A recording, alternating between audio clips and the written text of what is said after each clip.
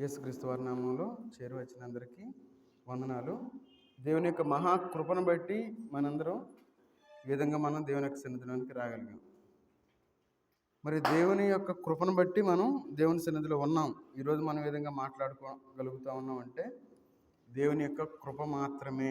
ఎందుకంటే ఈ సమయాన్ని చూడలేక ఎంతోమంది గతించిపోయారు. అందుకే హిజ్కియా తన యొక్క జీవితంలో కృపతో జ్ఞాపకం చేసుకొని చెప్పి దేవునికి ప్రార్థన చేస్తూ ఉన్నాడు. కృపతో జ్ఞాపకం చేసుకో అంటూ ఉన్నారు. అయితే మన జీవితంలో దేవుని యొక్క కృప ఏ విధంగా ఉన్నది, ఈ 2026 సంవత్సరంలో దేవుని యొక్క కృప మన మీద ఏ విధంగా ఉన్నది అనే విషయం గురించి మనం కొన్ని విషయాలు ఈరోజు మనం ధ్యానం చేసుకుందాం. చూడండి, కీర్తనకారుడు ఏమంటా ఉన్నారు. 103వ కీర్తన 11వ వచనం అందరం కలిసి చదువుకుందాం. 103వ కీర్తన 11వ వచనం అందరం కలిసి చదువుకుందాం. భూమి కంటే ఆకాశము ఎంత ఉన్నతముగా ఉన్నదో ఆయన యందు భయభక్తులు గలవారి యెడల ఆయన కృప అంత అధికముగా ఉన్నది. ప్రార్థన చేసుకుందాం.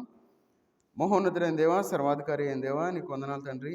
ఈ రాత్రికాల సమయంలో మీ పాసందులో చేరి మీ యొక్క వాక్యాన్ని మేము ధ్యానించుకోవడానికి, వినడానికి మీరు ఇచ్చిన కృపను బట్టి మీకు వందనాలు చెల్లించుకుంటూ ఉన్నాం తండ్రి. అవును తండ్రి, మీ యొక్క కృపలో మమ్మల్ని కాచి కాపాడి ఈ 2026 సంవత్సరం జనవరి మాసంలో అడుగు పెట్టించిన విధానాన్ని బట్టి మీకు వందనాలు చెల్లించుకుంటూ ఉన్నా తండ్రి. చదవబడిన వాక్య భాగాన్ని మీరు దీవించి ఆశీర్వదించండి తండ్రి. మాకు కావాల్సిన ఆత్మీయ ఆహారాన్ని మాకు దయచేయండి. మాకు వినగల చెవునైనా గ్రహించగల మనసును దయచేయమని అడుగుతూ ఉన్నా తండ్రి. ఈ మైక్ శబ్దం ద్వారా ఎవరైతే వింటూ ఉన్నారో తండ్రి, వారి హృదయంలో మీ యొక్క వాక్యం విత్తబడినైనా ఆ వాక్యం ఫలించడానికి తగిన సహాయం దయచేయండి తండ్రి. అదేవిధంగా ఇక్కడ చేరిన ప్రతి బిడ్డను మీరు జ్ఞాపకం చేసుకుని తండ్రి, వారు ఆసక్తితో మీ యొక్క పాద సంధికి వచ్చి ఉన్నారు తండ్రి. ప్రతి ఒక్కరి బాధని, సమస్యని మీరు తీసివేయండి తండ్రి. ఎవరినైనా ఏ అవసరతలో ఉన్నారో ప్రతి అవసరాన్ని మీరు తీర్చండి తండ్రి. అవును తండ్రి, మీరు అనేకమైన గొప్ప క్రియలు చేస్తూ ఉన్నారు తండ్రి. అందు నిమిత్తం మీకు వందనాలు చెల్లించుకుంటూ ఉన్నారు తండ్రి. అవును తండ్రి, మీరు అనేకమైన అద్భుత కార్యాలు చేస్తూ ఉన్నారు తండ్రి. అందు నిమిత్తం మీకు వందనాలు చెల్లించుకుంటూ ఉన్నారు తండ్రి. మీ యొక్క వాక్యాన్ని మేము ధ్యానించుకొని పోవచ్చుండగా తండ్రి, మీ యొక్క ఆత్మను మాకు తోడుగా ఉంచి మాకు కావాల్సిన ఆత్మీయ ఆహారాన్ని మాకు దయచేయమని యేసుక్రీస్తు వారి నామంలో ప్రార్థించి అడిగి వేడుకుంటున్నాం తండ్రి. ఆమేన్. ఇక్కడ మనం చదువుకున్న వాక్య భాగంలో దావీదు గారు ఒక మాట అంటా ఉన్నారు. ఏమని అంటా ఉన్నారంటే, భూమి కంటే ఆకాశము ఎంత ఉన్నతముగా ఉన్నదో. చూడండి, భూమి నుండి ఆకాశం ఎంత ఎత్తుగా ఉంటుంది మనకేం తెలుసా? మనం చూస్తాం. ఆకాశం పైన ఎంత ఉందో మనకు తెలియదు. అక్కడ మనకి ఈ పోలిక ఇట్లా చెప్తా ఉన్నారు. ఏమని? భూమి కంటే ఆకాశము ఎంత ఉన్నతముగా ఉన్నదో ఆయన యందు భయభక్తులు గలవారి ఎడల. ఎవరి ఎడల ఆయన కృప ఉంది? మనం మందిరానికి రాకుండా, లేదంటే మన ఇష్టానుసారంగా, లేదంటే మనం వాక్యానుసారంగా ఉండకుండా, లేదంటే మనం మారు మనసు పొందకుండా, లేదంటే మనం బాప్తిస్వం తీసుకోకుండా మన ఇష్టానుసారంగా ఈ లోకంలో జీవిస్తే ఆయన కృప మన మీద ఉండదు. ఒకవేళ మనం సజీవులుగా ఉండొచ్చేమో, అయితే అది మన మీద కృప ఉన్నట్లు కాదు. ఎందుకంటే ఇక్కడికి చాలా క్లియర్గా చెప్తా ఉన్నారు, ఆయన యందు భయభక్తులు గలవారి ఎడల ఆయన కృప అంత అధికముగా ఉన్నది.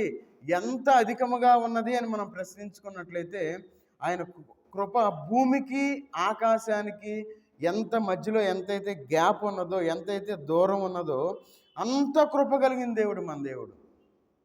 అందుకే మనం 2026 సంవత్సరంలో మనం సజీవులుగా ఉండగలిగాం. ఎందుకంటే చాలామంది ఈరోజు చూడలేదు, చాలామంది గతించిపోయారు.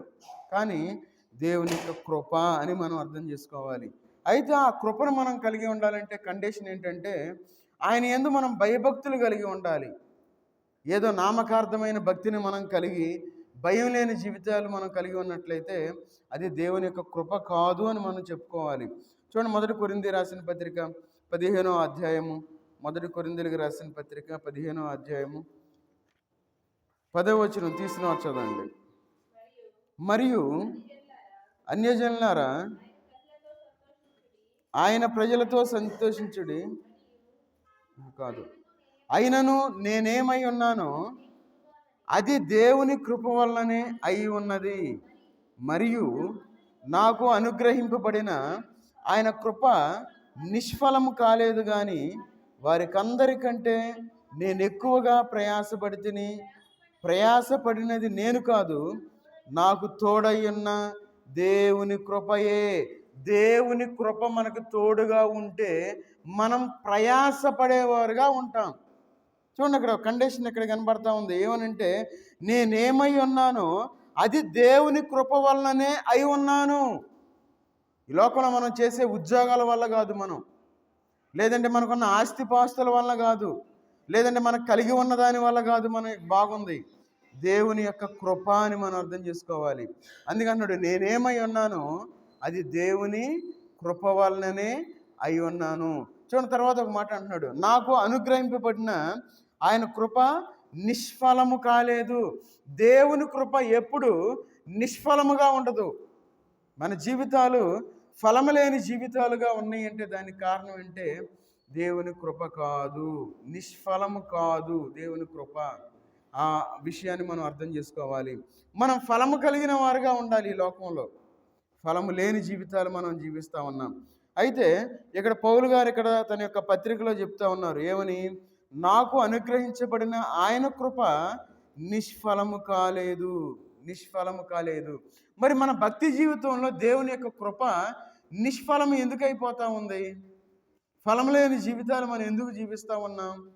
సంతోషం లేని, సమాధానం లేని జీవితాలు మన జీవితంలో మనం ఎందుకు జీవిస్తూ ఉన్నాం అంటే దేవుని కృప మన యందు లేదు అని మనం గుర్తించాలి. అందుకే అంటా ఉన్నాడు, నిష్ఫలము కాలేదు కానీ వారందరికంటే ఎక్కువగా ప్రయాసపడితిని. ఏది మన ప్రయాస దేవుని విషయంలో? దేవుని కోసం మనం ఎంత ప్రయాసపడతా ఉన్నాం? ఎంజాయ్ చేయడానికి మనకు చాలా ఆనందంగా ఉంటుంది, సంతోషంగా ఉంటుంది. కానీ దేవుని యొక్క వాక్యానుసారంగా మనం ఈ లోకంలో జీవించాలి అంటే అది చాలా కష్టంగా ఉంటుంది. ఎందుకంటే అది ప్రయాసతో కూడిన పని దేవునిలో మనం ఉండాలంటే. అయితే ఇక్కడ పౌలు గారు ఒక మాట అంటా ఉన్నారు, ఏమనంటే, నేను ఎక్కువగా ప్రయాసపడితేనే. దేవునిలో మన ప్రయాస ఎప్పటికీ వ్యర్థం కాదు. మనం అనుకుంటాం, అయ్యో నేను దేవునిలో ప్రయాసపడతా ఉన్నానే, దేవునికి బాగా ప్రయాసపడి ప్రార్థన చేస్తూ ఉన్నాను, వాక్యం చదువుతూ ఉన్నాను, నా ప్రయాస వ్యర్థమైపోయిందేమో అనుకుంటాం. అలాంటి ఆలోచనలోనికి మనం వచ్చేస్తూ ఉంటాం. కాదు, ఖచ్చితంగా మన యొక్క ప్రార్థనకి ప్రతిఫలం ఉన్నది అని దేవుని యొక్క వాక్యం సెలవిస్తూ ఉంది. అందుకన్నాడు, ఆయన కృప నిష్ఫలము కాలేదు కానీ వారికి అందరికంటే నేను ఎక్కువగా ప్రయాసపడితిని. ప్రయాస పడటం మనం మానేసాం, ఎప్పుడో మర్చిపోయాం. ఎందుకంటే ఆదివారం ఆరాధనకు కూడా మనం మానేస్తున్నాం, సంఘ గుడులకు అస్సలే మానేస్తాం. ఇక మరి మన జీవితంలో ఫలాలు ఎట్లా వస్తాయి? మన జీవితాలు ఫలవంతమైన జీవితాలకు ఎట్లా ఉంటాయి? ఒకసారి మనం ఆలోచిద్దాం. అందుకే అంటా ఉన్నాడు ఇక్కడ, ప్రయాసపడినది నేను కాదు, నాకు తోడై ఉన్న దేవుని కృపయే. దేవుని కృప మనకు తోడై ఉండాలి. చూడండి, మన జీవితంలో దేవుని కృపను మనం కలిగి ఉండాలి. దేవుడు మనకు తోడై ఉండాలి. దేవుడు మనకు తోడై ఉండాలంటే దేవుని యందు మనం భయభక్తులు కలిగి లోకంలో మనం జీవించాలి. అందుకే చూడండి, నేనేమై ఉన్నానో అది దేవుని కృప వలననే అయి ఉన్నాను. మరి మన జీవితంలో అలాంటి స్టేట్మెంట్ మనం ఇవ్వగలమా? అయ్యా నేనేమై ఉన్నానో అది నీ కృపే అని మనం చెప్పలేం. ఈ లోకంలో చేయాల్సిన ప్రయత్నాలన్నీ చేసి విసికి వేసారి చివరి దేవుని దగ్గరకు వచ్చి దేవుడిని అడిగి అప్పుడు ఫలాన్ని పొందేవారుగా ఈ లోకంలో మనం జీవిస్తూ ఉంటాం. చూడండి, అందుకే 2 కొరింథీ పత్రికలో పౌలు గారు ఒక మాట అంటూ ఉన్నారు, 12వ అధ్యాయము 9వ వచనం చదవండి. 12:9లో, నా కృప నీకు చాలును, బలహీనత యందు నా శక్తి పరిపూర్ణమగుచున్నదని ఆయన నాతో చెప్పాను. కాగా క్రీస్తు శక్తి నా మీద నిలిచియుండి నిమిత్తము విశేషముగా నా బలహీనతల యందే బహు సంతోషముగా అతిశయపడుదును. నా కృప నీకు చాలును. చూడండి, ఆ మాట మనం ఎప్పుడైనా మనం చెప్పాం, అయ్యా నీ కృప. చూడండి, ఇక్కడ ఏమంటాం, నా కృప నీకు చాలును. మరి ఆయన కృపను మనం పొందేవారుగా ఉన్నామా? చూడండి, ఆయన కృప ఎట్లా ఉంది? ఆయన క్రీస్తు శక్తి నా మీద నిలిచియుండి నిమిత్తము అంటా ఉన్నారు. మన జీవితంలో ఎప్పుడైతే ఆయన కృపను మనం కలిగి ఉంటామో దేవుని యొక్క శక్తి మన మీద ఉంటుంది అనే విషయాన్ని మనం గుర్తుపెట్టుకోవాలి. అట్లా కాకుండా ఏదో నామకార్థంగా దేవుని సన్నిధికి వచ్చి మనం ఏదో వెళ్తున్నామంటే ఉపయోగం లేదు. మన ఆసక్తి అక్కడే కనపడుద్ది మన జీవితంలో. నేను దేవుని యందు ఎంత ఆసక్తి కలిగి ఉన్నాను, ఎంత తీవ్రత కలిగి ఉన్నాను, దేవుని పనిలో ఎంత ప్రయాసపడతా ఉన్నాను, దేవుని సన్నిధి అంటే ఎంత ప్రేమ కలిగి ఉన్నాను, ఇవన్నీ మనం మర్చిపోయి ఏదో అటెండెన్స్ భక్తి మనం జీవిస్తే ఎలాంటి ఉపయోగం లేదు. మన జీవితంలో చాలా జాగ్రత్తగా ఉండాలి. దేవుని కృప కలిగి ఈ లోకంలో మనం జీవించాలి. అందుకే చూడండి, కీర్తనకారుడు మరి ఇంకొక మాట అంటా ఉన్నారు. 86వ కీర్తన 13వ వచనం చదవండి. 86వ కీర్తన 13వ వచనం. ప్రభువా నా దేవా, అధికమైనది పాతాళపు అగాధము నుండి నా ప్రాణమును తప్పించి ఉన్నావు. చూడండి, ఇక్కడ ఏమంటా ఉన్నారు, ప్రభువా నా దేవా, నా ఎడల నీవు చూపిన కృప అధికమైనది. ఆయన కృప ఎలాంటిదంటే, ఒకసారి మనం ప్రశ్నించుకుందాం, ఆయన కృప ఎలాంటిది అని మనం ప్రశ్నించుకుంటే దావీదు గారు ఏమంటా ఉన్నారు, భూమి నుండి ఆకాశం ఎంత ఉన్నతమో అంత ఉన్నతమైంది ఆయన కృప చెప్తా ఉన్నారు. మరలా ఇక్కడ ఇంకొక మాట చెప్తా ఉన్నారు, ఏమని, నా ఎడల నీవు చూపిన కృప అధికమైనది. అంటే దేవుడు మన మీద అధికమైన కృప చూపిస్తూ ఉన్నారు. ఆయన చూడండి, ఆయన ఎంత ప్రేమ కలిగిన దేవుడు. ఆయన మన మీద కృపను చూపించేవాడు. ఏ విధంగా చూపించేవాడు అంటే అధికముగా చూపించేవాడు. మన జీవితంలో మనం దేవుని మీద ప్రేమ అధికంగా కాదు, అస్సలు చూపించడంలా మనం. అందుకే భయభక్తులు కలిగి ఉండాలని బైబిల్లో ఎన్నోసార్లు రాయబడి ఉంది. ఎందుకంటే మనం దేవుని మీద అధికమైన ప్రేమను చూపించలేకపోతూ ఉన్నాం. ఈ లోకంలో మన ఇష్టానుసారమైన జీవితాలు మనం జీవించేవారుగా ఉన్నాం. దేవుని యొక్క కృప ఎలాంటిదంటే, పాతాళపు అగాధము నుండి నా నేత్రమును తప్పించి ఉన్నావు. పాతాళపు అగాధం నుండి దేవుడు మనల్ని ఎట్లా తప్పిస్తారు? ఒక సహోదరుడు నాతో మాట్లాడుతూ తన యొక్క సాక్ష్యాన్ని చెప్తే ఎట్లా అంటా ఉన్నాడు, అయ్యా నేను బాగా తీవ్రమైన అనారోగ్యంతో ఉన్నాను, నేను చనిపోతాను అని చెప్పేశారు డాక్టర్లు. అయితే ఆ విధంగా చెప్పిన తర్వాత నాకైతే తెలియదు, స్పృహ లేదు. అయితే నా శరీరం నుండి ఒకటి బయటికి వెళ్ళిపోతూ ఉంది, శక్తి వెళ్ళిపోతూ ఉంది, నేను దాన్ని గ్రహించగలుగుతా ఉన్నాను అని తన యొక్క సాక్ష్యాన్ని పంచుకుంటా ఉన్నాడు. అంటే దాన్ని బట్టి మనం ఏం చెప్పొచ్చు అంటే, దేవుని యొక్క కృప ఎలాంటిదంటే, పాతాళపు అగాధము నుండి ప్రాణమును తప్పించి ఉన్నావు.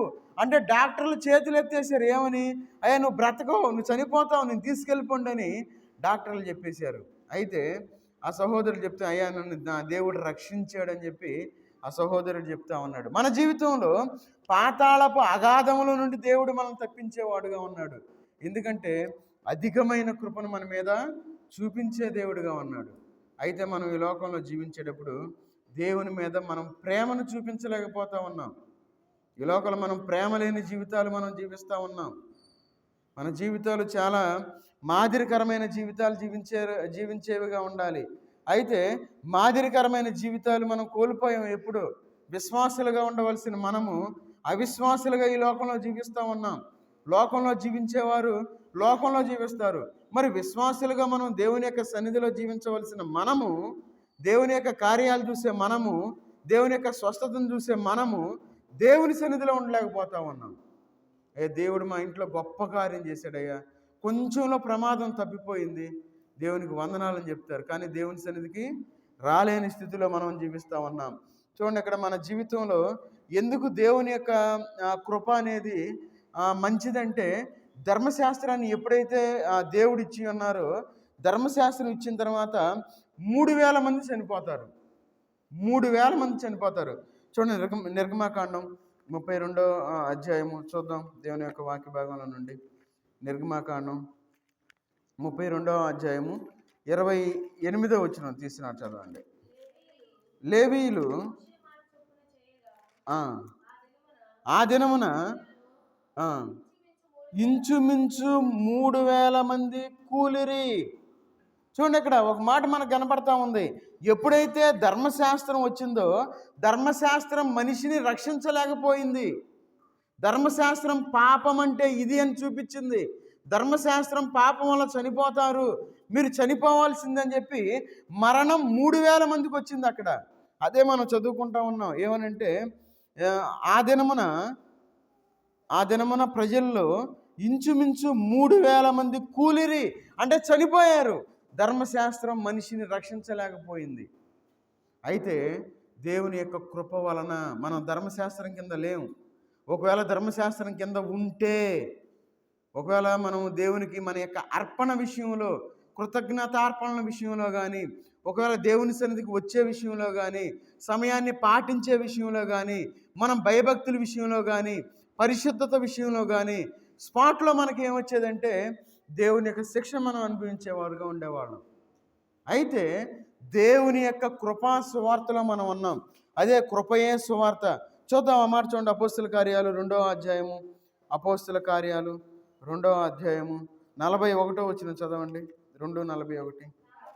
కాబట్టి అతని వాక్యం అంగీకరించిన వారు బాప్తిస్మం పొందిరి. ఆ దినమందు ఇంచుమించు 3,000 మంది చేర్చబడిరి. మనం అక్కడ చూస్తే 3,000 మంది చనిపోయారు, ఎక్కడ చూస్తే 3,000 మంది చేర్చబడ్డారు. ఇది దేవుని యొక్క కృపా సువార్త. దేవుని యొక్క వాక్యాన్ని మనం వినేవారుగా ఉండాలి. దేవుని యొక్క వాక్యాన్ని మనం గ్రహించేవారుగా ఉండాలి. చూడండి, ధర్మశాస్త్రం వచ్చి రావటం వల్ల 3,000 మంది కూలారు. దేవుని యొక్క సువార్త రావటం వల్ల, ఎప్పుడైతే సువార్త ప్రకటించబడి ఉన్నదో, అది ఎలాంటి సువార్త? దేవుని యొక్క అపోస్తులు ఎట్లా ఉండాలి? 42వ వచనంలో చెప్తున్నారు, అపోస్తుల బోధ యందును, సహవాసమందును, రొట్టె విరుచుట యందును, ప్రార్థన చేయుట యందును ఎడతెగక ఉండిరి. ఎవరుంటున్నారు ఈ విధంగా ఈ లోకంలో? ఒకసారి మనం ప్రశ్నించుకుందాం. అంత ప్యాషన్ అయిపోయింది, అంత కటింగ్, కట్ అంటే సెన్సార్ బోర్డు వాళ్ళు ఎట్లయితే కట్ చేస్తారో మొత్తాన్ని కట్ చేసి పెట్టేసాం, మన ఇష్టానుసారంగా మనం పెట్టేసాం. మన జీవితంలో చాలా జాగ్రత్తగా ఉండాలి. అందుకే మన జీవితంలో ప్రార్థన చేయటంలో, దేవుని యొక్క బోధ యందు, సహవాసం యందు మనం ఎట్లా ఉండాలి? ఎడతెగక ఉండాలి. సహవాసాన్ని మనం కలిగి ఉండాలి. సహవాసం కలిగి ఉండవలసిన మనము ఎక్కడ ఉన్నాం? మనం, అయ్యా నాకు అంతా బాగానే ఉందయ్యా, నేను మందిరంలో కూర్చోలేకపోతున్నాను, మరి టీవీ ముందు ఎట్లా కూర్చుంటున్నా? లేదంటే రోడ్ల పక్కన ఎట్లా కూర్చుంటున్నాం? రోడ్ల మీద ఎట్లా తిరుగుతున్నాం? లేదంటే ఓళ్ళ మీద ఎట్లా తిరుగుతున్నాం? మనం చూడండి, మనం చెప్పే సాకులు ఎట్లా ఉంటాయంటే, మనం కట్ చేసాం, అక్కడ సహవాసాన్ని కట్ చేసాం, తర్వాత ఇంకేం కట్ చేసాం? రొట్టె విరచడాన్ని కట్ చేసాం, ప్రార్థన చేయడాన్ని కట్ చేసాం, అన్నిటినీ మనం కట్ చేసాం. చూడండి, మనం చాలా జాగ్రత్తగా ఉండాలి. అందుకే ఇక్కడ చూడండి, దేవుడు సువార్త ఎప్పుడైతే ప్రకటించడం జరిగిందో అప్పుడు 3,000 మంది చేర్చబడ్డారు. మరి ఎంతగా దేవుని యొక్క సువార్త ప్రకటించబడుతూ ఉన్నప్పుడు ఎందుకు చేర్చబడలేకపోతా ఉన్నారు మనుషులు? చూడండి, మన జీవితంలో చాలా జాగ్రత్తగా ఉండాలి. ఎందుకంటే ధర్మశాస్త్రం మనల్ని రక్షించాల. దేవుని యొక్క కృపా సువార్త ద్వారా మనందరం రక్షించబడ్డాము అనే విషయాన్ని మనం గుర్తుపెట్టుకోవాలి. మన జీవితాలు చాలా జాగ్రత్తగా ఉండాలి. బైబిల్ ఆషామాషిగా వరుసనే కింద నుండి ఆదికాండం స్టార్ట్ దగ్గర నుండి ప్రకటన వరకు చదివితే ఉపయోగం లేదు. నేను ఎంత కరెక్ట్గా ఉన్నాను, వాక్యానుసారంగా ఎంత ఉన్నాను, వాక్యంలో ఎంత నిలబడి ఉన్నాను, వాక్యాన్ని ఎంత గ్రహించగలుగుతా ఉన్నాను అని మనం ప్రశ్నించుకునేవారుగా ఉండాలి. ఏదో నామకార్థంగా నేను చదివాను, 100 సార్లు చదివాను, 1000 సార్లు చదివానని చెప్పి మనం అనుకుంటే ఎలాంటి ఉపయోగం లేదు. వాక్యానుసారంగా మనం జీవించేవారుగా ఈ లోకంలో మనం జీవించాలి. అందుకే యోహాను సువార్త 1వ అధ్యాయము, యోహాను సువార్త 1వ అధ్యాయము 16వ వచనం చూడండి ఒకసారి. 1వ అధ్యాయము 16వ వచనం. ఆయన పరిపూర్ణతల నుండి మనమందరము కృప వెంబడి కృపను పొందితిమి. చూడండి, ఎలాంటి కృప మనం పొందాం? కృప వెంబడి కృప. కృప పొందిన తర్వాత మళ్ళీ తప్పిపోయాం మనం. దేవుడు మనల్ని వదిలిపెట్టలా, మరలా ఆయన కృప చూపించాడు. మరలా తప్పు చేసాం, దేవుడు వదిలిపెట్టలా, మరలా కృప చూపించాడు. అదే మాట ఇక్కడ మనకు రాస్తా ఉన్నారు. ఏమని? ఆయన పరిపూర్ణత నుండి మనమందరము కృప వెంబడి కృపను పొందితిమి. చూడండి ఇక్కడ తర్వాత 17 వచ్చిన, ధర్మశాస్త్రం మోషే ద్వారా అనుగ్రహింపబడిను, కృపయు సత్యమును యేసు క్రీస్తు ద్వారా కలిగాను. చూడండి, కృప ఎవరి ద్వారా కలిగింది? సత్యము ఎవరి ద్వారా కలిగిందంటే యేసు క్రీస్తు వారి ద్వారా మాత్రమే దొరికింది మనకి. కాబట్టి ఈ రాత్రికాల సమయంలో మనం ఎక్కడున్నాం? దేవుని యందు మనం ఉండాలి. యేసు క్రీస్తు వారి యొక్క బోధలో మనం ఉండాలి. ఆయన యొక్క బోధ చొప్పున ఈ లోకంలో మనం జీవించేవారుగా ఉండాలి. 18వ వచనం కూడా చదవండి. ఎవడును ఎప్పుడైనాను దేవుని చూడలేదు, తండ్రి రొమ్మున అద్వితీయ కుమారుడే ఆయనను బయలుపరిచెను. చూడండి, ఎవ్వరు దేవుని చూడాల. ఒకవేళ ఎవరైనా వచ్చి మేము దేవుడు నాకు కనపడ్డాడు, మీ ఇంటికే పొమ్మన్నాడు, అది ఇమ్మన్నాడు, ఇది ఇమ్మన్నాడు అంటే ఇప్పుడు రెస్పాండ్ అవ్వద్దు. వాళ్ళకి వందనాలు కూడా చెప్పొద్దు, దేవుడు నాకు కనపడ్డాడు అనే వాళ్ళకి. ఎందుకంటే బైబిల్లో ఒకవేళ వాళ్ళకి నిజంగా కనపడి ఉంటే బైబిల్ తప్పైపోద్దిగా. ఒకసారి మనం ఆలోచిద్దాం. ఇక్కడ బైబిల్లో చాలా క్లియర్గా చెప్తా ఉన్నారు, ఎవడును ఎప్పుడైనాను దేవుని చూడలేదు, ఎవ్వరూ దేవుణ్ణి చూడలే. అయితే ఎవరిని మనం చూసాం? యేసుక్రీస్తు వారిని మనం చూసాం. యేసుక్రీస్తు వారు ఎక్కడున్నారు? తండ్రి రొమ్మున ఆనుకొని ఉన్నారు. యేసుక్రీస్తు వారు తండ్రి రొమ్మున అంటే తండ్రి దగ్గరే ఉన్నారు. తండ్రి యొక్క మాటలు మనకు చెప్పి ఉన్నారు. కాబట్టి యేసుక్రీస్తు వారు ఏదైతే మనకు చెప్తూ ఉన్నారో ఆయన మాట చొప్పున ఈ లోకంలో మనం జీవించేవారుగా ఉండాలి. అందుకంటున్నాడు ఆయనను బయలుపరిచెను. యేసుక్రీస్తు వారిని మనకు బయలుపరిచారు. ఎందుకంటే ఒకవేళ దేవుణ్ణి మనం చూడలేం, అందుకే ఎవ్వరు చూడలేం ఇంతవరకు. ఒకవేళ ఎవరైనా పొరపాటున ఆ మాట చెప్తే, నేను చూశాను అనే మాట చెప్తే, వాళ్ళు అబద్ధికులు అని మనం గుర్తుపెట్టుకోవాలి. వాళ్ళతో మనకెందుకు అనుకోకూడదు, అబద్ధికుల జోలికి మనం వెళ్ళకూడదు, వాళ్ళతో సహవాసం కూడా మనం చేయకూడదు అనే విషయాన్ని మనం గుర్తుపెట్టుకోవాలి. అందుకే మన జీవితంలో చూడండి, ఈ యొక్క కృపయు సత్యమును యేసుక్రీస్తు ద్వారా కలిగను. అంటే యేసుక్రీస్తు వారి కృపలో మనందరం సజీవులుగా ఉన్నాము అనే విషయాన్ని మనం గుర్తుపెట్టుకోవాలి. ఈ లోకంలో మనం జీవించేటప్పుడు మనం పాపంలో ఉన్నాం, మనం శాపంలో ఉన్నాం. అయితే దేవుడు కృప ఏం చేసిందంటే మనందరినీ నీతిమంతులుగా మార్చింది. మనం ఎట్లా ఉన్నామంటే అబద్ధికులుగా ఉన్నాం, మనం పాపంలో మునిగిపోయాం, పాపపు ఊబిలో ఉన్నాం, నశించిపోతా ఉన్నాం, మరణానికి దగ్గరవుతా ఉన్నాం, మరణాన్ని కొని తెచ్చుకున్నాం దేవుని యొక్క మాట వినకుండా. అయితే దేవుడు మనల్ని రక్షించుకొని ఈ లోకంలో దేవుడు యొక్క కృప ద్వారా మనల్ని నీతిమంతులుగా చేసి ఉన్నారు. చూడండి, తీతుకు రాసిన పత్రిక 3వ అధ్యాయము 6వ వచనం చదవండి. 3వ అధ్యాయము 6వ వచనం. మనం ఆయన కృప వలన నీతిమంతులమని తీర్చబడి. ఎట్లా తీర్చబడ్డాం? మనం ఆయన కృప వలన నీతిమంతులంగా తీర్చబడ్డాం. కొంతమంది అంటారు, ఏమంటారంటే నీతిమంతుడు లేడు, ఒక్కడనూ లేడు అని చెప్తూ ఉంటారు. కాదు, ఆయన కృపను బట్టి మనం నీతిమంతులం అయ్యాం. ఆ విషయాన్ని మనం గుర్తుపెట్టుకోవాలి. అందుకన్నాడు, మనం ఆయన కృప వలన నీతిమంతులుగా తీర్చబడి నిత్య జీవమును గూర్చిన నిరీక్షణను బట్టి దానికి వారసులముగుటకై ఆ పరిశుద్ధాత్మను మన రక్షకుడైన యేసుక్రీస్తు ద్వారా ఆయన మన మీద సమృద్ధిగా కుమ్మరించెను. అదే కృప. చూడండి, దేవుడు మనల్ని ఎంతగా ప్రేమిస్తా ఉన్నాడు, కుమ్మరించాడు ఆయన. మరి మనం దేవుని సన్నిధిలో మనం ఏ విధంగా మనం జీవిస్తా ఉన్నాం? కృప ద్వారా మనం నీతిమంతులమయ్యాము అనే విషయాన్ని మనం గుర్తుపెట్టుకోవాలి. ఎవరు మనల్ని నీతిమంతులుగా తీర్చలా. మనం ఈ లోకంలో మనం ఏదైనా బలి ద్వారా, అంటే యేసుక్రీస్తు వారు ఒక బలి అర్పణగా అయ్యారు కాబట్టి ఆయన కృప ద్వారా మనం, అందుకని 5వ వచనం చదవండి.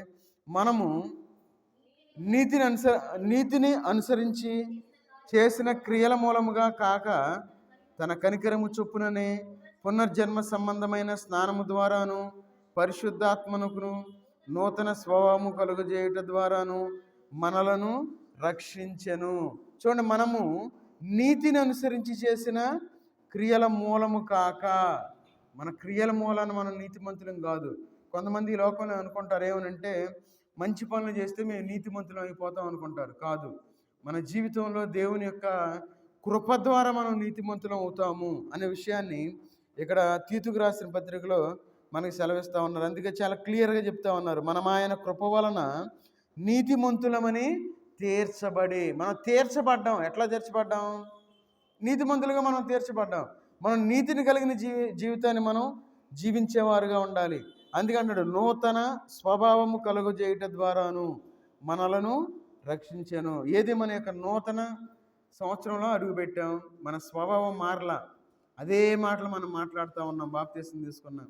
అదే తలంపులు మనం ఆలోచిస్తూ ఉన్నాం, అదే పాప జీవితాన్ని మనం జీవిస్తూ ఉన్నాం. చూడండి, మనం పరిశుద్ధులుగా ఈ లోకంలో జీవించాలి. ఆ విషయాన్ని మనం మర్చిపోయి మన ఇష్టానుసారంగా మనం జీవిస్తూ ఉన్నాం. అందుకే 3వ అధ్యాయం 2వ వచనంలో చదవండి.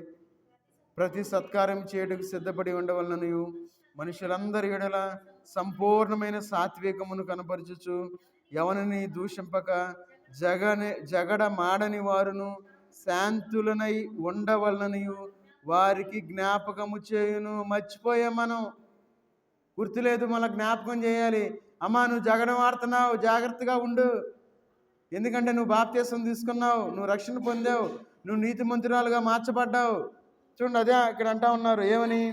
ఎవరిని దూషింపక జగడమాడని వారును శాంతులనై ఉండవలను. కోపం ఎక్కువ వస్తూ ఉంది, నువ్వు శాంతివంతంగా ఉండాలి, నీకు ఎలాంటి కోపం రాకూడదు, ఎవరు ఏమన్నా సరే నువ్వు పడాలి అంతే.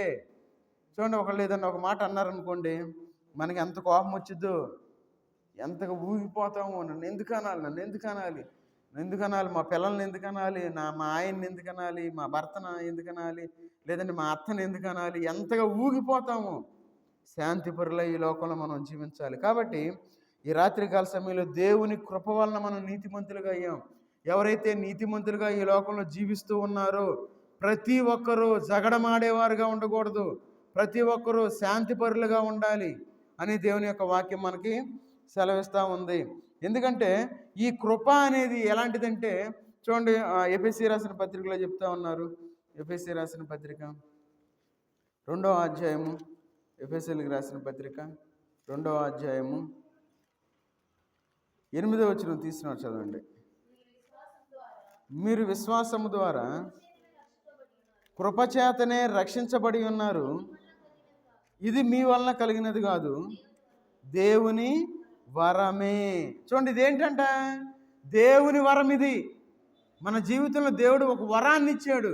ఆ విషయాన్ని ఇక్కడ చెప్తా ఉన్నారు. ఏం చెప్తా ఉన్నారు? చూడండి, అక్కడ ఏమంటా ఉన్నారు? మీరు విశ్వసించిన వారై కృపచేత రక్షింపబడి ఉన్నారు. అది మన శక్తి కాదు, కృపచేతనే మనం రక్షించబడి ఉన్నాం. అంటే దేవుని కృప ఉన్నది కాబట్టి మనం బాప్తిస్మం తీసుకోగలిగాం. దేవుని కృప ఉన్నది కాబట్టి మనం మందిరం లోపలికి వచ్చి కూర్చోనగలిగాం. దేవుని కృప ఉన్నది కాబట్టి దేవుడంటే భయం కలిగి ఉన్నాం. అదే ఇక్కడ అంటా ఉన్నారు. ఏమంటా ఉన్నారు ఇక్కడ? చూడండి, తర్వాత, ఇది మీ వలన కలిగినది కాదు, దేవుని వరమే. చూడండి, దేవుని వరం అది.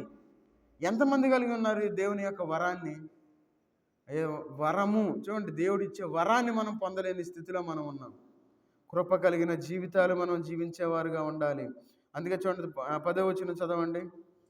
మరియు వాటి యందు మనము నడుచుకున్న వలనని దేవుడు ముందుగా సిద్ధపరిచిన సత్క్రియలు చేయుటకై మనము క్రీస్తు యేసునందు సృష్టింపబడిన వారమై ఆయన చేసిన పని అయి ఉన్నాము. ఎవరి యందు ఉన్నాం మనం? యేసుక్రీస్తు వారిలో మనం ఉన్నాం. ఎవరు చేశారు మనల్ని? యేసుక్రీస్తు వారు మనల్ని చేశారు. ఆయన చేసిన పని అయి ఉన్నాము. అంటే యేసుక్రీస్తు ద్వారా మనం సృష్టించబడ్డాము అనే విషయాన్ని మనం గుర్తుపెట్టుకోవాలి. చాలామంది తెలియక ఏమంటారంటే, పాత నిబంధనలు యేసుక్రీస్తు వారు లేరని చెప్తారు. యేసుక్రీస్తు వారు లేకపోతే మనం ఎక్కడి నుండి వచ్చాం? దేవుడు ఆయన కుమారులు కుమార్తెలుగా మనం ఉండాలని యేసుక్రీస్తు వారిలాగా మనల్ని చేసుకున్నారు. ఆ విషయం వాళ్ళకి తెలియదు. అందుకే ఇక్కడ చూడండి, ఎఫెసీ రాసిన పత్రికలు అంటా ఉన్నారు, క్రీస్తు యేసునందు సృష్టింపబడిన వారమై. ఎవరి యందు మనం సృష్టించబడ్డాం? యేసుక్రీస్తు వారి యందు సృష్టించబడ్డాం. ఆయన చేసిన పని అయి ఉన్నాము. చూడండి, ఆయన పని, ఆయన చేతి పని ఇదంతా అని మనం గుర్తుపెట్టుకోవాలి. ఎవరి చేతి పని అని మనం ప్రశ్నించుకుంటే అది యేసుక్రీస్తు వారి యొక్క చేతి పని అని మనం అర్థం చేసుకోవాలి. అంటే యేసుక్రీస్తు వారు ఆదాము అవ్వను కలుసుకోవడానికి ప్రతిరోజు వచ్చి వాళ్ళతో మాట్లాడేవాళ్ళు. చూడండి, యేసుక్రీస్తు వారు అప్పుడే ఉన్నారు. చాలామంది తెలియదు ఆ విషయం. దేవుడు అనే మాట రాశారు. దేవుడు అంటే యేసుక్రీస్తు వారు, ఆయన కుమారుడు కాబట్టి రోజు వచ్చి మాట్లాడుతూ ఉండేవాళ్ళు. అయ్యా బాగున్నారు, ఏం మాట్లాడారో మనకి ఎక్కడైతే రాయబడలేదు. కానీ చూడండి, స్వయాన దేవుని కుమారుడు యేసుక్రీస్తు వారే వచ్చి ఆ యొక్క ఏదేను వనం లోపలికి వచ్చి వాళ్ళతో కొంతసేపు మాట్లాడి వెళ్ళిపోతూ ఉండేవాళ్ళు. చూడండి, వాళ్ళ మధ్య ఎంత సహవాసం ఉందో. మనం యేసుక్రీస్తు వారితో సహవాసాన్ని మనం కలిగి ఉండాలి. ఆ సహవాసాన్ని మనం కోల్పోయాం. ఎప్పుడు కోల్పోయాం? దేవుని మాట వినల. దేవుడు ఏం చెప్పారంటే, తినవద్దన్న పండు తినటం వల్ల మనం తప్పు చేసాం, మనం మరణాన్ని తీసుకొచ్చుకున్నాం. కాబట్టి మన యొక్క జీవితంలో మరలా ఆ సహవాసాన్ని పునరుద్ధరించుకోవటానికి మనం ఈ యొక్క బాప్తిస్మ అనుభవంలోనికి మనం రావాలి. అందుకే ఇక్కడ అంటా ఉన్నారు, ఏమని? క్రీస్తు యేసునందు సృష్టించబడిన వారమై ఆయన చేసిన పని అయి ఉన్నాము. ఎవరు మనం? ఆయన పని భలే పని చేశాడయ్యా అంటారు కొంతమంది. ఏం చేశాడు? సరిగ్గా పని చేయకపోతే, ఏం చేశాడా పని, మా భలే వాళ్ళని తీసుకొచ్చావా అంటారు. ఆయన చేసిన పని కాబట్టి మన జీవితంలో మనం చూడండి ఊపిరి తీసుకోవటం. చూడండి, మన ఊపిరి 2 రకాలుగా ఉంటుంది. మీరు గమనించారో లేదో? 2 రకాలుగా ఉంటుంది మన నోటి నుండి వచ్చే ఊపిరి. మీరు హా అన్నారనుకోండి, వేడిగా ఒకసారి వచ్చింది. నోట్లో గాలి ఊదారనుకోండి, చల్లగా వచ్చింది. గమనించండి మీరు తర్వాత. చూడండి, మన నోట్లో నుండి వచ్చే ఊపిరి ఎట్లా ఉంటుందో. మనం దేవుణ్ణి మన హృదయంలో మనం కలిగిన వారుగా ఉండాలి. ఆ వేడిని మనం కలిగి ఉండాలి. ఊదే భక్తి మన జీవితంలో వద్దు. ఊదినప్పుడు మీరు కావాలంటే ఇట్లా చేతిలో పెట్టేసి ఇట్లా ఊదుకోండి, చల్లగా ఉంటుంది. అదే మీరు హా అనండి, వేడి గాలి వస్తుంది లోపల నుండి. మన యొక్క భక్తి జీవితం ఎట్లా ఉందంటే, ఏదో చల్లబడిపోయిన స్థితిలో మనం జీవిస్తూ ఉన్నాం. ఎట్లా ఉంటామంటే, వాక్యం చెప్పినంతసేపు ఊగిపోతాం. నేను ఉండాలి, నేను రావాలి, దేవుని సన్నిధిలో ఉండాలి, అన్నీ చేయాలనుకుంటాం. తర్వాత సప్పబడిపోయి సైలెంట్గా ఉంటాం. దేవుని యొక్క మందిరానికి కూడా రాలేని స్థితిలో మనం ఉంటాం. కాబట్టి మన యొక్క జీవితంలో మనం ఎవరు? దేవుని యొక్క వరం. అందుకంటే ఇక్కడ అంటా ఉన్నాడు ఏమని? ఆయన కృప అనేది దేవుడి యొక్క వరము అని మనకి ఇక్కడ కనబడతా ఉంది. దేవుని వరమే. దేవుని యొక్క వరాన్ని కలిగిన వారుగా ఉండాలి. అంటే దేవుని యొక్క కృపని మన యొక్క జీవితంలో మనం కలిగి ఉండాలి. చూడండి, యెషయా గ్రంథం 6వ అధ్యాయం 3వ వచనంలో ఒక మాట సెలవిస్తూ ఉన్నారు. చూడండి, యెషయా గ్రంథం 6వ అధ్యాయము 3వ వచనం చదవండి. 6:3. పరిశుద్ధుడు,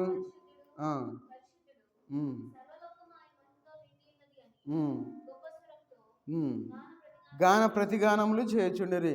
సర్వలోకము ఆయన మహిమతో నిండి ఉన్నది. ఎట్లా నిండి ఉన్నది సర్వలోకం? ఆయన మహిమ. ఆయన మహిమ అంటే కృప. చూడండి, మనం ఆయన మహిమతో నిండి ఉన్నది. అందుకే మనం దేవుణ్ణి దూషించిన, దేవుణ్ణి ద్వేషించిన, మన మందిరానికి రాకపోయినా ఆయన కృప ఆవరించి ఉన్నది కాబట్టి మనకేం జరగట్లా. దేవుడుంటే నా ముందుకు రమ్మను అంటాడు. ఎవరనేది?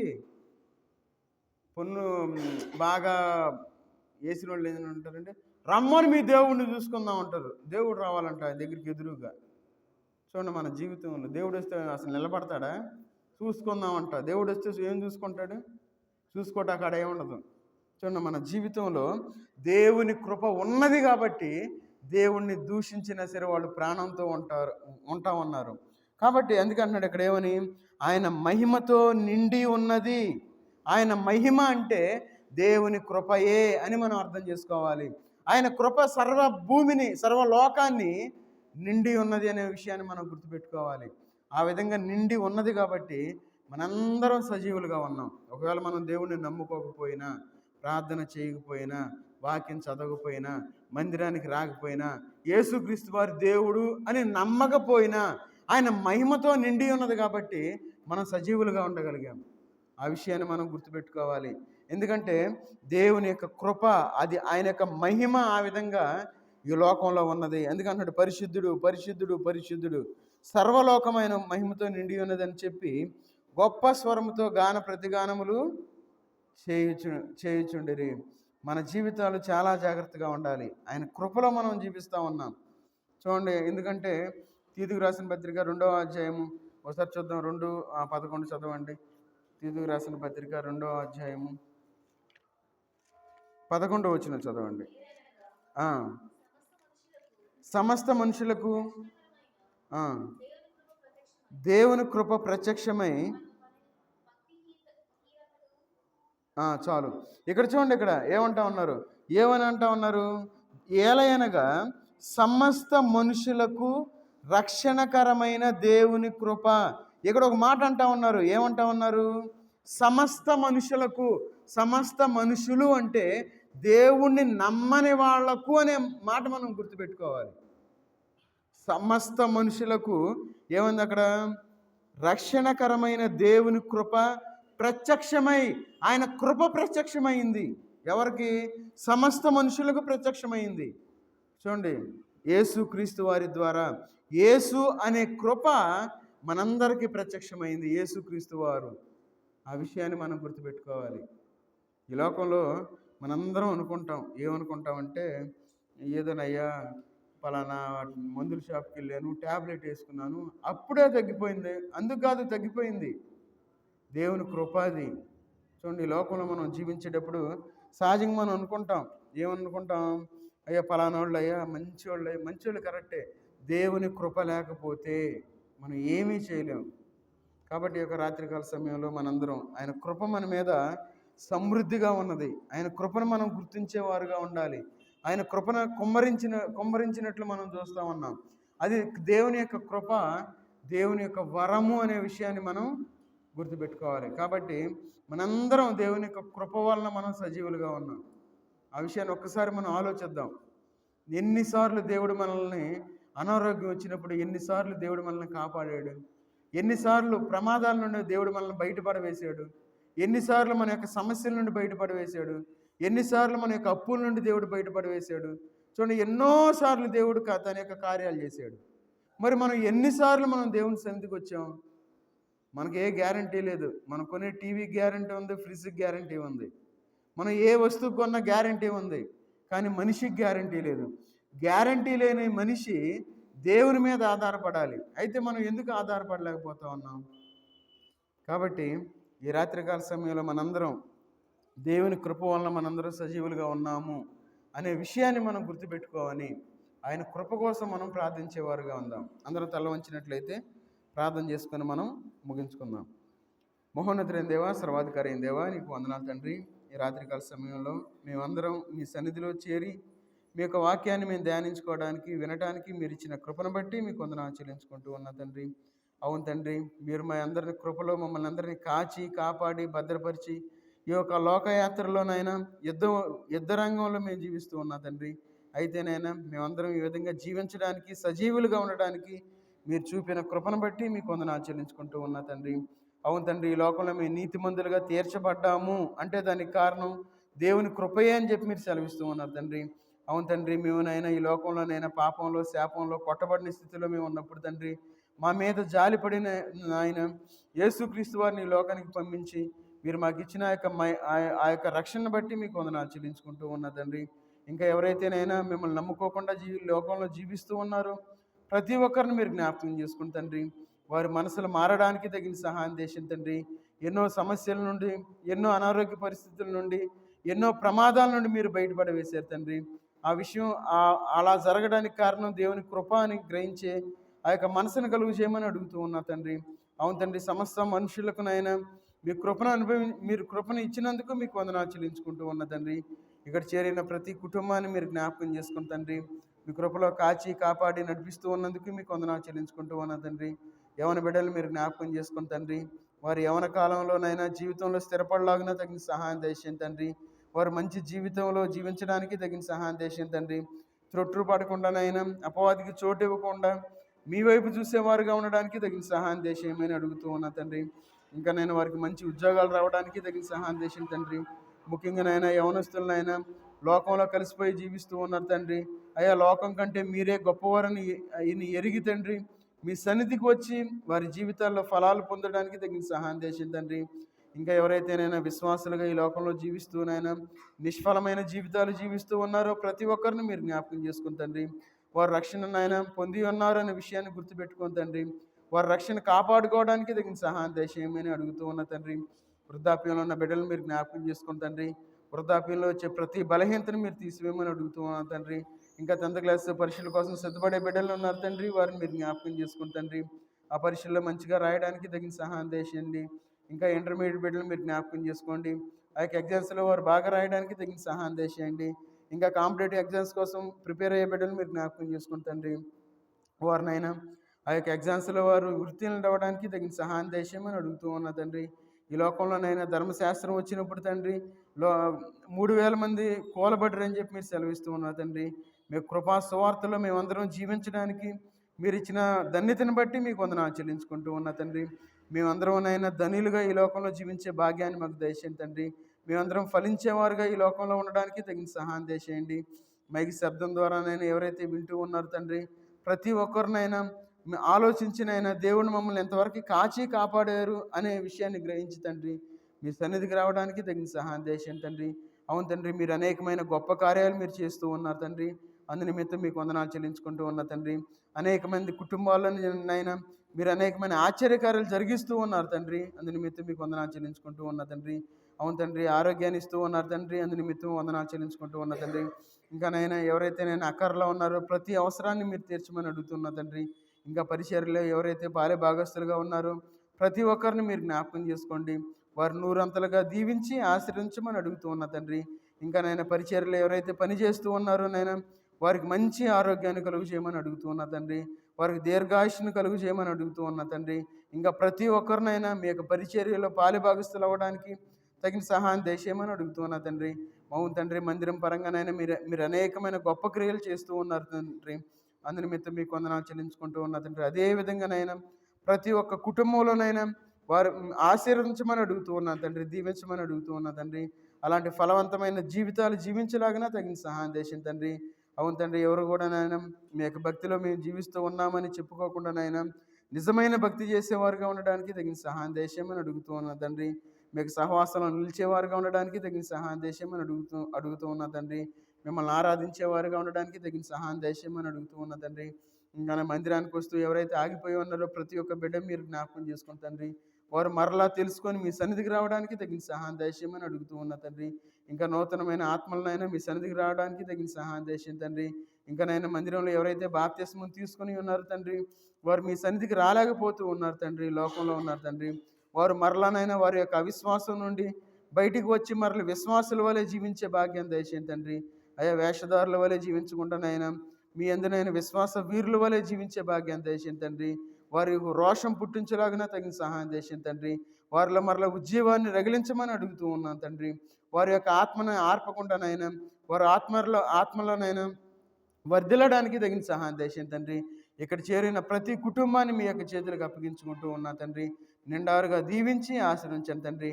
ఇంకా నన్ను యూట్యూబ్ ద్వారా ఎవరైతే చూస్తూ ఉన్నారు తండ్రి, ప్రతి ఒక్కరిని మీరు జ్ఞాపకం చేసుకుని తండ్రి. వారి కుటుంబాల్లో నేను గొప్ప కార్యాలు జరిగించండి, స్వస్థతలు జరిగించండి, అద్భుత కార్యాలు జరిగించండి తండ్రి. మీకు మహిమకరంగా ఉండడానికి తగిన సహాయం చేయండి తండ్రి. ఇంకా నేను మైక్ శబ్దం ద్వారా వినే ప్రతి ఒక్కరిని మీరు జ్ఞాపకం చేసుకుని తండ్రి. అయ్యా ప్రతి ఒక్కరి అవసరాలు మీరు తీర్చమని అడుగుతూ ఉన్నా తండ్రి. అయ్యా ప్రతి ఒక్కరి బాధలు మీరు తీర్చమని అడుగుతూ ఉన్నా తండ్రి. మీరు గొప్ప దేవుడు తండ్రి. అవును తండ్రి, సర్వలోకంలోనైనా మీ యొక్క మహిమను నిండి ఉన్నదని చెప్తూ ఉన్నారు తండ్రి. ఆ యొక్క మహిమను మేము పొందులాగినా తగిన సహాయం దేశమని అడుగుతున్న తండ్రి. మీ కృప ద్వారానైనా మేమందరం జీవించడానికి తగిన సహాయం దేశం తండ్రి. మీ కృపావరాన్ని మేము కలిగి ఉండడానికి తగిన సహాయం దేశం తండ్రి. మీ కృపలో మేము వర్ధిల్లడానికి తగిన సహాయం దేశం తండ్రి.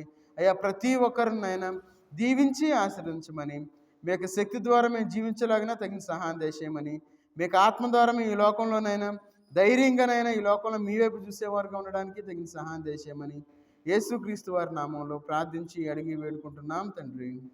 ఆమేన్. మన తండ్రి అయిన దేవుని యొక్క ప్రేమయు, కుమారుడైన యేసుక్రీస్తు వారి కృపయు, పరిశుద్ధాత్మక నేను సహవాసము ఇక్కడ చేరిన మనకు తను ప్రేమించే వారందరికీ సదాకాలం తోడయుండి నడిపించునుగాక. ఆమేన్. అందరికీ వందనాలు.